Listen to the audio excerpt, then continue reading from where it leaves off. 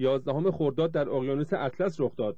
در این حادثه یک فروند هواپیمای ایرباس A330 متعلق به خطوط هوایی فرانسه با 228 سرنشین سقوط کرد و همه مسافران و خدمه آن کشته شدند. جعبه سیاه این هواپیما که به گفته کارشناسان از مطمئن‌ترین انواع هواپیماهای مسافربری است، هرگز پیدا نشد و نخستین آثار قربانیان نیز 5 روز بعد کشف شد. کاپیتان واریس، با اون سوال پایانی، اگه خاطرتون باشه حدود 1 ماه 35 روز پیش هواپیمایی از برزیل به سمت پاریس حرکت می‌کرد، بر فراز اقیانوس اطلس سقوط کرد و مسافرینش از بین رفتن. هنوز که هنوزه پاریس که خودش که از سازندگان هواپیمای ایرباس است، جعبه سیاه رو اعلام نکرده، نتونسته بخونه یا به هر حال به دستش نرسیده. بنابراین ما میتونیم هنوز منتظر باشیم طولانی بشه نتایج تحقیقات این سقوط این هواپیما. ببینید، البته این دو تا مسئله، نتونسته بخونه یا اینکه نداره، این دو تا مسئله.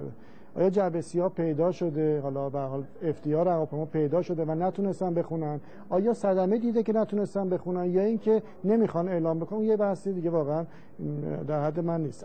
تازه ترین خبرها از پرواز خونین، کشف سومین جعبه سیاه و رمزگشایی سقوط در عملیات مشترک متخصصان ایران و روس.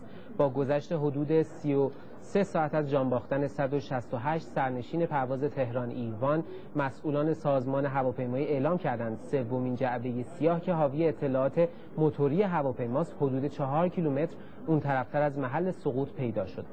آقای مجیدی، این سومین جعبه سیاه هم پیدا شد و منتقل شده تهران.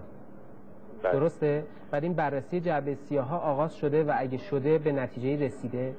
اون چیزی که پیدا شده احتمال میدیم که یکی از جعبه های هواپیما باشه. اینکه با قاطعیت اعلام کنیم که جعبه سوم باشه باید بررسی بیشتری صورت بگیره. بله، اینو منتقل کردیم به تهران و کمیسیون بررسی سوانح ما در حال بررسی این جعبه است. درسته.